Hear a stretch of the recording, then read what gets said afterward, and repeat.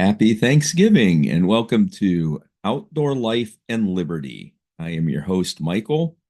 It is Thanksgiving Day, November 28th, 2024. This is episode 11. Welcome. We've been getting some communication from some of our viewers. We will go over, answer a couple of questions that we got a little later after we hit the news. So that is always nice.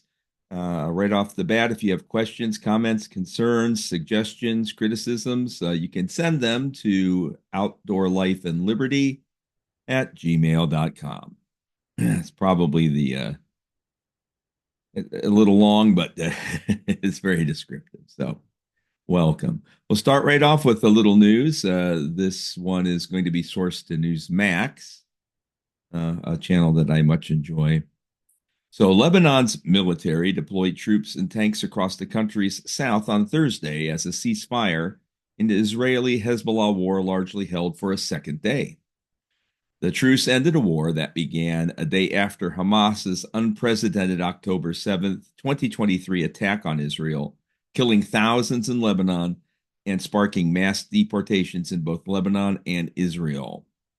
Israel shifted its focus from Gaza to Lebanon in September to secure its northern border from Hezbollah attacks, dealing the Iran-backed Shiite Muslim movement a series of staggering blows. Under the terms of the current ceasefire, the Lebanese army and UN peacekeepers were to become the only armed presence in South Lebanon, where Hezbollah has long held sway. A Lebanese army source said its forces were conducting patrols and setting up checkpoints south of the Latini River without advancing into areas where Israeli forces were still present while withdrawing. In the border village of Koala, residents threw rice and flowers to celebrate the arrival of Lebanese soldiers.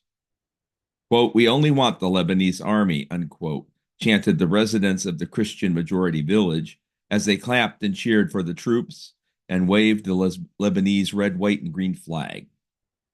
Since the ceasefire took place on Wednesday, tens of thousands of Lebanese who fled their homes have headed back to their towns and villages, only to find scenes of devastation. "Despite all the destruction and sorrow, we are happy to be back," said Mohamed Brazihi, a widow who fled the southern village of Zibquin with her 4 children 2 months ago. Quote, "I feel as if our souls have returned," she said, visibly exhausted as she swept up the shattered glass and pieces of stones that carpeted the floor. So I think this is a big moment for trying to find a peaceful resolution. But we cannot lose track of how this started back on October 7th of 2023, when Hezbollah ruthlessly killed and murdered, maimed and mutilated thousands of Jewish settlers, Jewish citizens, many of whom were children, women, and even did some horrific things to infants, if you didn't catch that on the news. So there's some really horrific, barbaric things. And so Israel has really every right to defend itself, which is why I get mm, a little defensive, I guess, when I hear people criticizing them for defending their own borders. If somebody came to America and invaded our land, killed a bunch of people and murdered women, children, and infants, I'm sure that it would have a different tune. But, or at least I hope they would. Some of the left-leaning folks might not see it that way, but thank gosh we're not them here. And if you are, welcome, but understand we're got a definite point of view that's probably very different from your own. So that's good news. The ceasefire is held for what, 2 days now. I was shocked that it held for one, so that's looking good. And as they move back into their villages and start repairing the damage, I only hope that Hezbollah doesn't do something stupid like launch a few more rockets or something, because that's going to bring an abrupt end to that, and then we'll be right back where we started. So that's good news here on this Thanksgiving Day, something to be thankful for. This is in from Newsbusters. By the way, if you've not looked at the Newsbusters website, check them out. It's very cool. Let's see, on November 23rd, 2022, Kevin Tober reported on MSNBC's Joy Reid show being a Thanksgiving killjoy. While normal Americans were making last minute preparations for Thanksgiving and spending time with families and friends, MSNBC's Joy Reid took to the airwaves on her show, The Reid Out, to smear America's founding and to distort the true story of Thanksgiving. Right off the bat, Reid began her show by lashing out at Thanksgiving and the United States. Quote, "We begin with Thanksgiving, the day we gather with our friends and families to enjoy turkey, stuffing, mashed potatoes, and pumpkin pie. We throw on the game, we catch up on our lives, and discuss or quite possibly argue about religion and politics. For millions of Americans, it's a day of cherished tradition. And as Americans, we certainly value those traditions. Oh, pay attention. But it's also important to unpack the myth of Thanksgiving. It's a holiday riddled with historical inaccuracies, unquote. And what's really funny is what's about to follow. There's a lot of inaccuracies, but it's what Joy Reid is saying. Continuing, she goes, built on this myth that the indigenous welcomed their colonizers with open arms and ears of corn.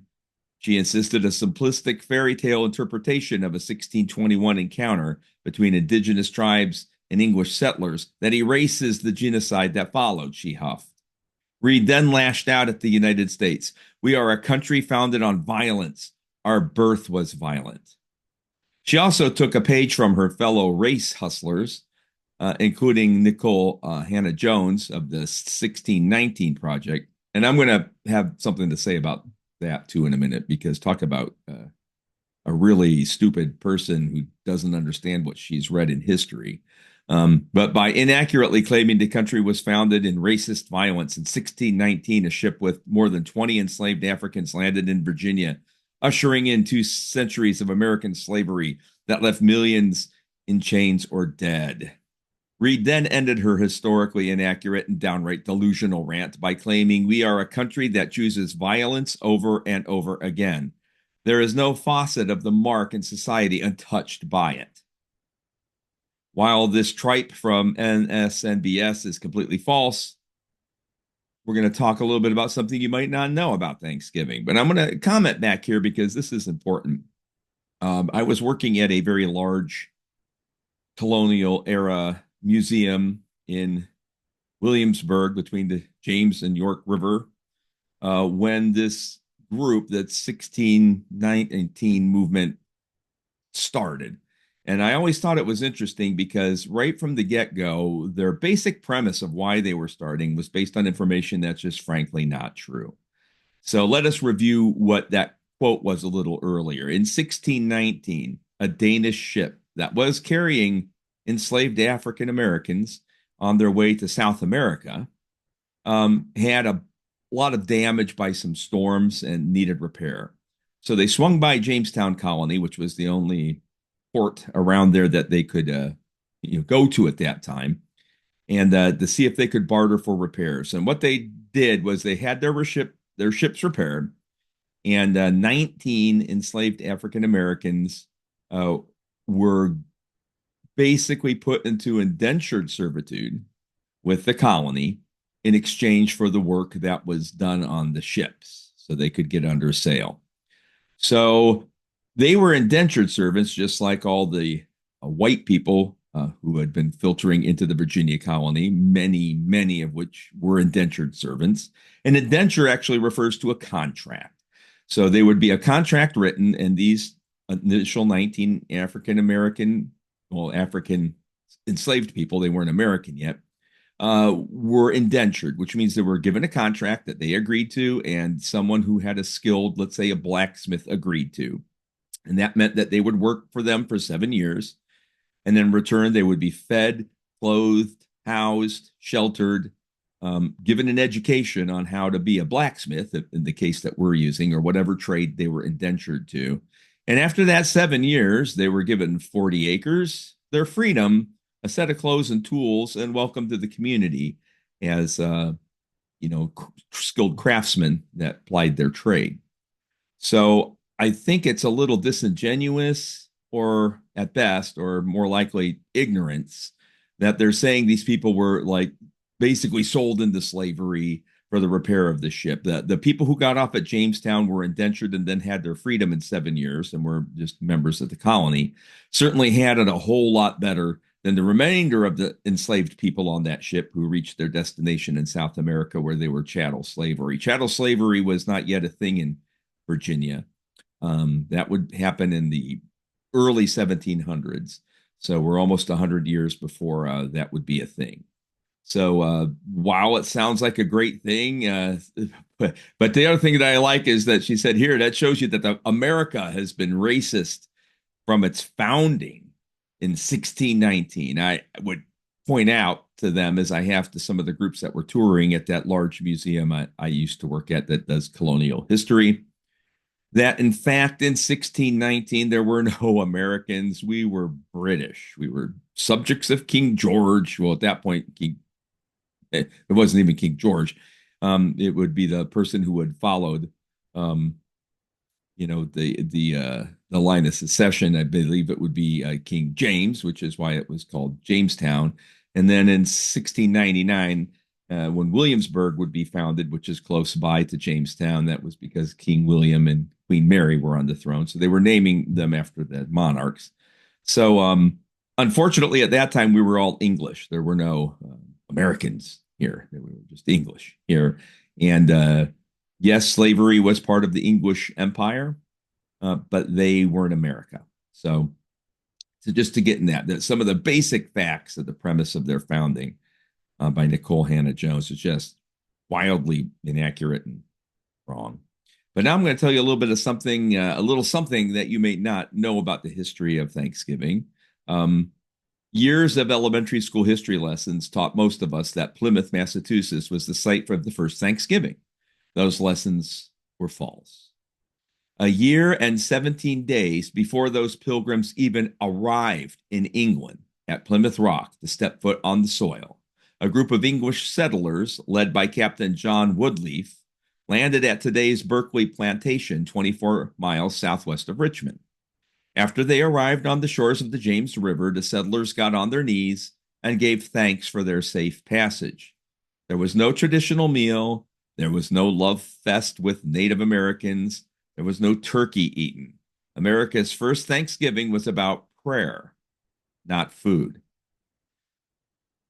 On September 16th, 1619, the Marguerite departed Bristol, England, bound for the New World. Aboard the 35-foot-long ship were 35 settlers, a crew, 5 captain's assistants, a pilot, and Woodleaf, a much experienced survivor of the 1609, 1610 Jamestown starving time. The mission of those aboard the Margaret was to settle 8,000 acres of land along the James River that had been granted to them by the London-based Berkeley Company. They were allowed to build farms, storehouses, homes, and a community on company land. In exchange, they were contracted as employees, working the land and handing over crops and profits to the company. After a rough 2.5 months on the Atlantic, the ship entered the Chesapeake Bay on November 28th, 1619. It took another week to navigate the stormy bay, but they arrived at their destination, which was called Berkeley 100. And later, today, if you look it up, it's Berkeley Plantation, although on some maps, you will still see Berkeley 100 listed there. They arrived there on December 4th of 1619. They disembarked and prayed. Historians think there was nothing but old ship rations to eat, so the settlers may have concocted a meal, according to some evidence that has been dug up over the years, of oysters and ham, but that was out of necessity rather than celebration. At the behest of written orders given by the Beckley Company to Captain Woodleaf, it was declared that their arrival must, quote, be yearly and perpetually kept as a holy day of thanksgiving to Almighty God, unquote. And that is exactly what they did. So, of course, Jamestown was settled in 1607. In 1619, the first Thanksgiving is held down in Berkeley Plantation, or Berkeley 100. Today, that would be Charles City County, I do believe. And it wouldn't be until 1620 and some change, or 1621, it was a year and 4 days before the Pilgrims even landed on Plymouth Rock. So understand that Pilgrims were relatively latecomers as far as a settlement in the New World. And Virginia was definitely leading the way, although the Spaniards had us beat by quite a bit down in Florida, of course. St. Augustine, oldest city in America, was Spanish, and they beat even the English there. But just to keep that in mind on this Thanksgiving Day, a little history you may or may not have known, despite what we were taught in school. This is true. Now, from the Patriot Post, which is another site I highly recommend, they are bringing something out. It says it's easy to see why Donald Trump likes Tom Homan. Homan, Trump's pick for border czar, is a serious man.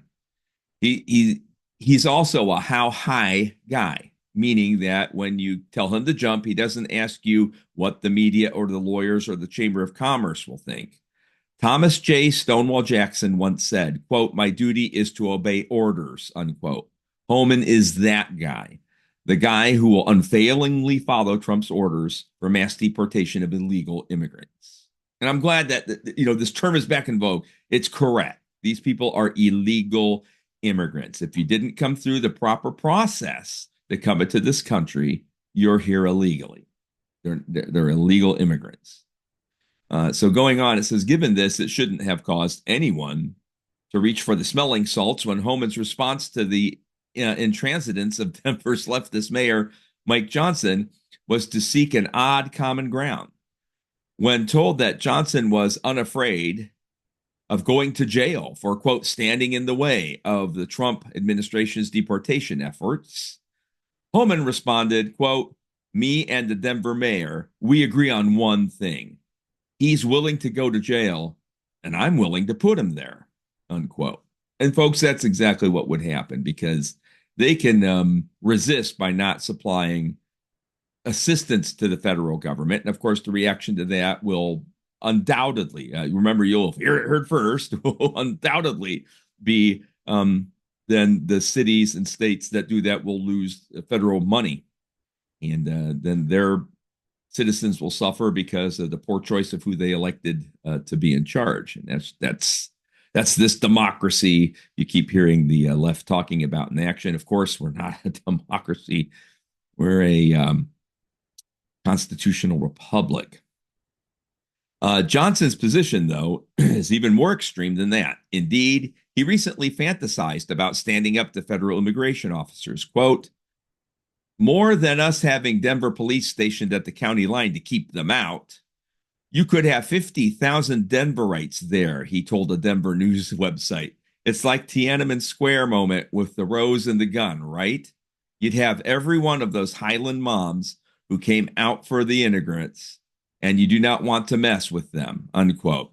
Suffice it to say that any comparison of Trump's administration to the enforcement of enforcing our immigration policy to the bloody massacre that occurred of pro-democracy civilians by the Chinese Communist Party is really sick. Of course, who would be the expert to ask on that would be the beta man, king, Tim Walz, the guy who can't figure it out how to load a shotgun and never deployed, and was so afraid that he left the Guard and ran when he found out the National Guard unit was being deployed, who talks about using weapons of war, though he's never used a weapon of war. Yeah, that guy. He would know a lot about what was going on at Tiananmen Square, because that's where he had his honeymoon, because he really loves the Chinese. Well, I'll tell you, we dodged a bullet with that beta dude for sure. Not that Homan feels he needs it, but he also has the overwhelming support of the American people.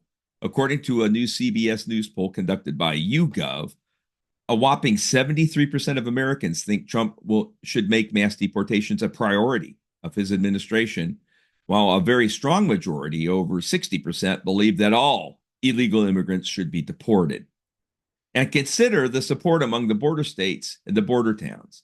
In 2016, Hillary Clinton beat Donald Trump in Maverick County, Texas, by a whopping 77-21 margin. This time around, Trump won that same El Paso area border county by a 59-41% margin. That's a 74-point swing within an 8-year period. That's the Joe Biden effect.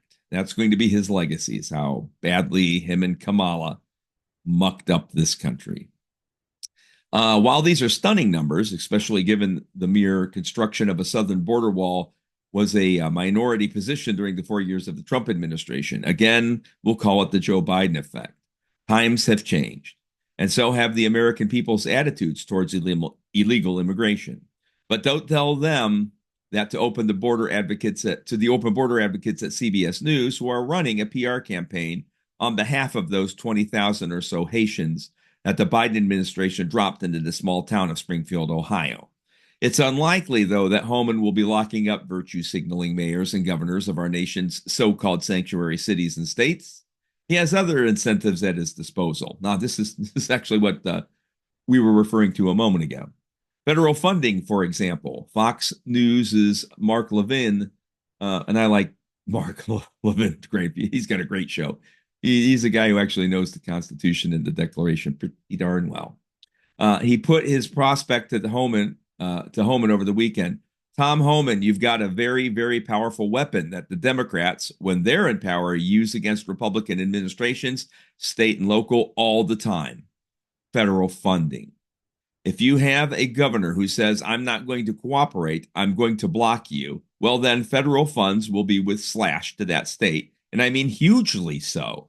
So the people of that state understand that the governor is the responsible party, that the mayor is a responsible party for what they're about to suffer.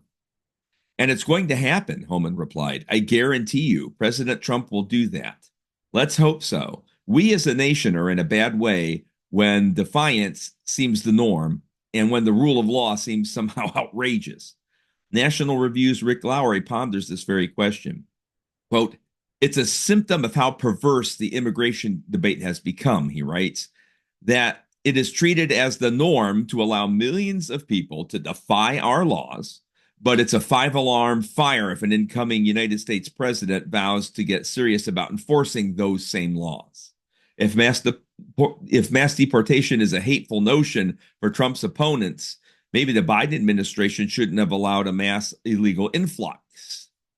On Monday, Homan reiterated his resolve regarding the refusal of certain state and local governments to help remove illegal immigrants in their midst. Quote, they obviously hate President Trump more than they love their communities. So, look, I'll say it again. Don't cross the line. Do not impede us.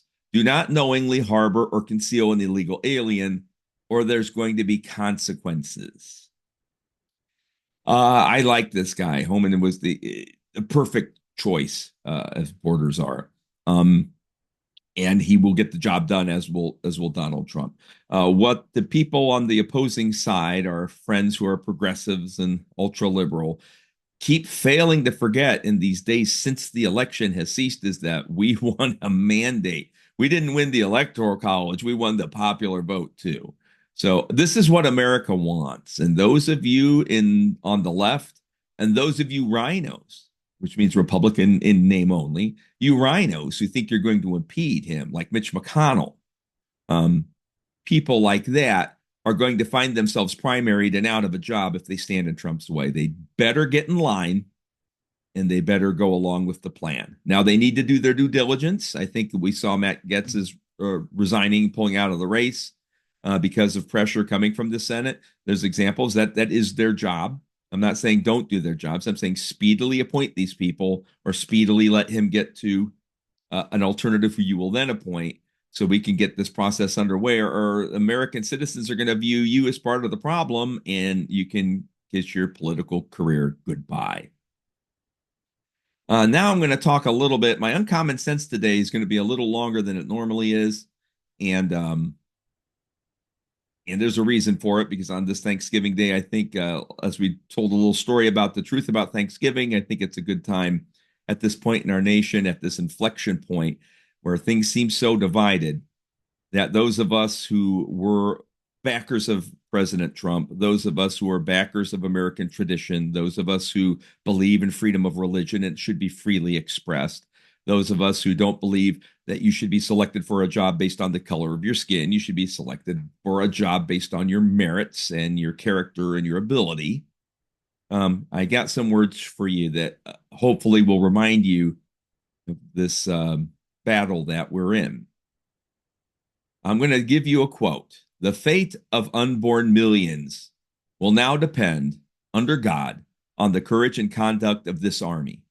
Our cruel and unrelenting enemy leaves us no choice but a brave resistance or the most abject submission. We have therefore to resolve to conquer or die. Our own country's honor, all call upon us for vigorous and manly exertion.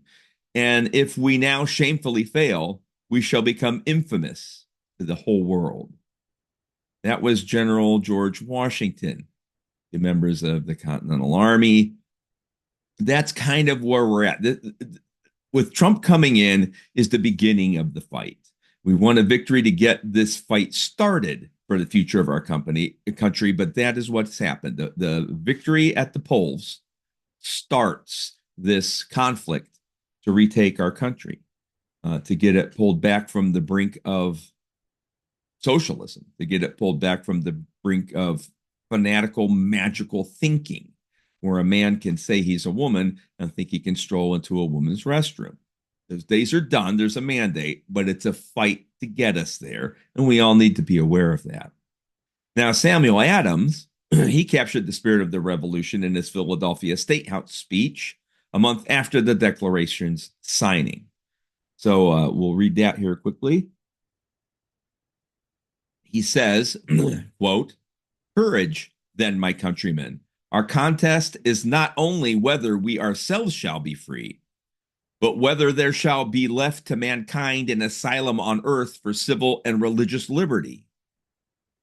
If I have a wish dearer to my soul than that my ashes might be mingled with those of fellow patriots, it is that these American states may never cease to be free and independent.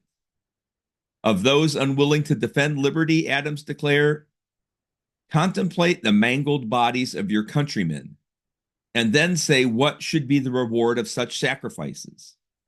If ye love wealth better than liberty, the tranquility of servitude than the animated contest of freedom, go from us in peace. We ask not your counsels or arms. Crouch down and lick the hands which feed you, and may your change sit lightly upon you, and may posterity forget that you were our countrymen." That's a great quote. I love that quote from Sam Adams. He also makes a great beer, right? Oh, okay. Maybe that wasn't actually him, but Sam Adams is a good beer. But that's a powerful quote, and we should think about that when we hear of these people saying they're leaving the country. Some have, I think, a few have. Ellen DeGeneres and her partner have departed. These things, goodbye. Hopefully in a few years we'll forget who the hell you are and be moved on in our life, because we were willing to stand up and fight the hard fight. We were willing to put things on the line for this country that we love and for this whole idea of liberty. And there's a big difference between liberty and freedom, but we'll get into that discussion on a future show. He goes on and continues. "Courage, then, my countrymen." Oh, wait, that's I just read that. So yeah, I don't need to be repeating myself twice. He said that in December of 1776, Thomas Paine, in An American Crisis of the Contest for Liberty, he said, and most of you will know some of this, "These are the times that try men's souls. The summer soldier and the sunshine patriot will, in this crisis, shrink from the service of their country. But he that stands by it now deserves the love and thanks of man and woman. Tyranny, like hell, is not easily conquered. Yet we have this consolation with us, that the harder the conflict, the more glorious the triumph. What we obtain too cheap, we esteem too lightly. Heaven knows how to put a price upon its goods, and it would be strange indeed if so celestial an article as freedom should not be highly rated," unquote. Ben Franklin noted, "It is a common observation here that our cause is the cause of all mankind, and that we are fighting for their liberty in defending our own." Many countries actually believe that now. If you look at what's going on in so many other countries, France just got the backbone to tell the ICC we will never honor a stupid warrant against Benjamin Netanyahu, period, end of discussion. And they're only doing that because they see America once again leading and fighting for liberty. Liberty, something worth dying for. Now, I started with Washington, and we're going to conclude our common sense section with Washington again. He wrote in his 1776 general orders, quote, "Let us therefore rely upon the goodness of the cause and the aid of the Supreme Being, in whose hands victory is, to animate and encourage us to great and noble actions. The eyes of all our countrymen are now upon us, and we shall have their blessings and praises, if happily we are the instruments of saving them from the tyranny mediated against them. Let us therefore animate and encourage each other, and show the whole world that a free man contending for liberty on his own ground is a superior force to any slavish mercenary on earth." Washington continued, "The hour is fast approaching on which the honor and success of this army and the safety of our bleeding country depend. Remember, officers and soldiers, that you are free men fighting for the blessings of liberty, that slavery will be your portion and that of your posterity if you do not acquit yourselves like men." That's my message to you today on this Thanksgiving. Stand up and be the acquit ourselves in this fight for liberty and all that we hold dear. You'll notice also a lot of mention about God, deity, and creator. It's also in the Declaration. So when these friends of ours argue there's no religion in politics, you know the truth. Now we're not doing a gear review today because this is getting a little bit long, but we are not going to skip our humorous section at the closing here. Again, this is from our friends at Babylon Bee.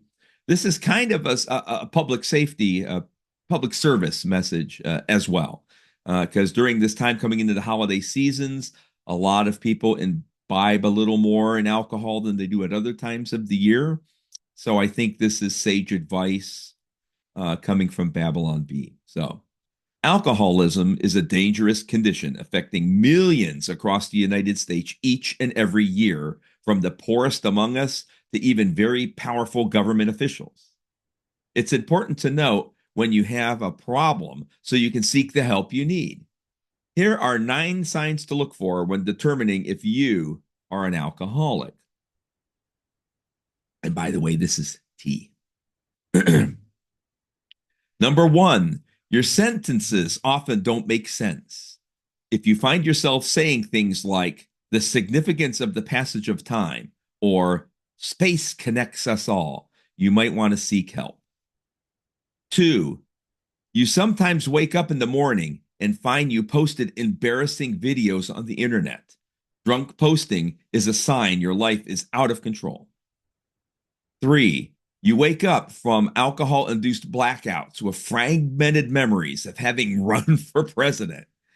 And you're having vague flashes of Beyonce and Lizzo and Mark Hamill all endorsing you for the president and calling you brat. Then you indeed need help.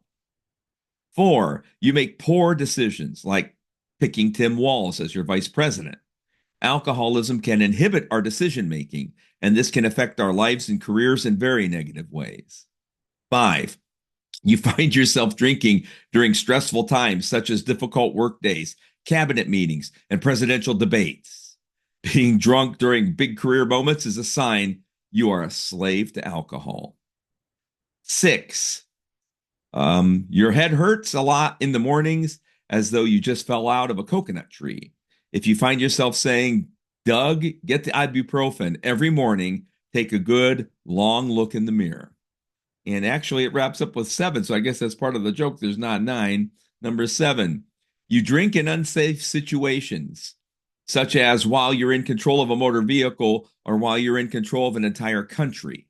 Driving a car or a country under the influence is illegal and dangerous. If you have exhibited any of these signs, or can you think of anybody who displays any of these red flags, make sure you get your loved one help today.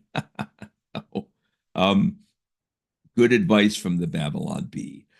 So that's going to wrap it up for us on this Thanksgiving episode of our show. We hope you've enjoyed it, and thanks for tuning in. If you haven't followed us, please do so. Follows and likes, and on our YouTube where we post these, sometimes do subscribing. These all help us get a foothold and get started here. It's really interesting, I think, that the legacy media has fallen so low, and more people are coming to social media. And Joe Rogan and Ben Shapiro and Don Bongino for their news. So hopefully that trend will continue. I would really like to see that shakeup at the White House press room if they turn it around like Trump said he intends to do. That would be funny indeed. But if you could give us any such support, liking us, following us, posting positive comments, maybe sharing this video with friends and family, it would be greatly appreciated, and you would have my sincere thanks.